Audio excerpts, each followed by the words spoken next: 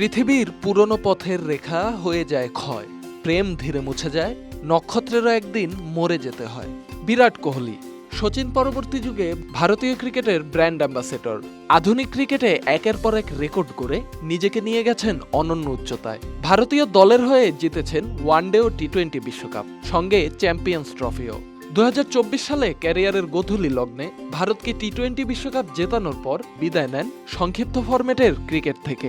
এবার টেস্ট ক্রিকেটকেও বিদায় জানালেন ভারতের এই তারকা ব্যাটসম্যান।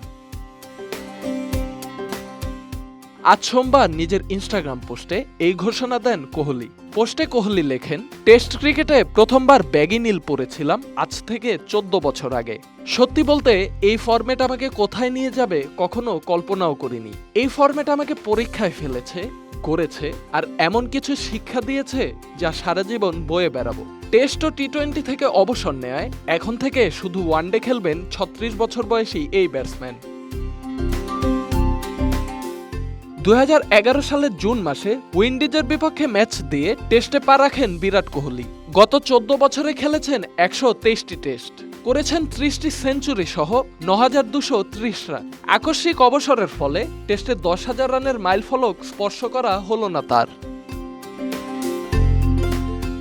টেস্ট ক্রিকেটে 7টি ডাবল সেঞ্চুরি করেছেন বিরাট কোহলি, যা ভারতের ব্যাটসম্যানদের মধ্যে সর্বোচ্চ।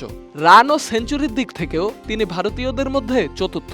68 টেস্টে করেছেন অধিনায়কত্ব, যার মধ্যে ভারত জয় পেয়েছে 40টিতে। ভারতীয় অধিনায়কদের মধ্যে যা সর্বোচ্চ। সচিন টেন্ডুলকারের অবসরের পর ভারতীয় ক্রিকেটে সবচেয়ে বড় প্রশ্ন ছিল কে নেবে তার জায়গা। সেই গুরু দায়িত্ব নিজের তরুণ কাঁধে তুলে নেন বিরাট কোহলি। দেখতে দেখতে হাজির হয়ে গেল কোহলি উত্তর যুগ। সাদা জার্সিতে কলার উঁচু করে আর 22 গজের দিকে হেঁটে যাবেন না তিনি। সচিনের শূন্যস্থান পূরণ করা কোহলি নিজেই তৈরি করলেন আরেকটি শূন্যস্থান। জীবনের বৃত্ত যেন এভাবেই পূর্ণ হয়। সদা অগ্রগামী জীবন থামে না, জানেও না থামতে। সময়ের পরতে পরতে বদলাতে হয় নিজেকে। ভারতীয় ক্রিকেট বোর্ড তা পেরেছে অতীতে, এবারও হয়তো পারবে।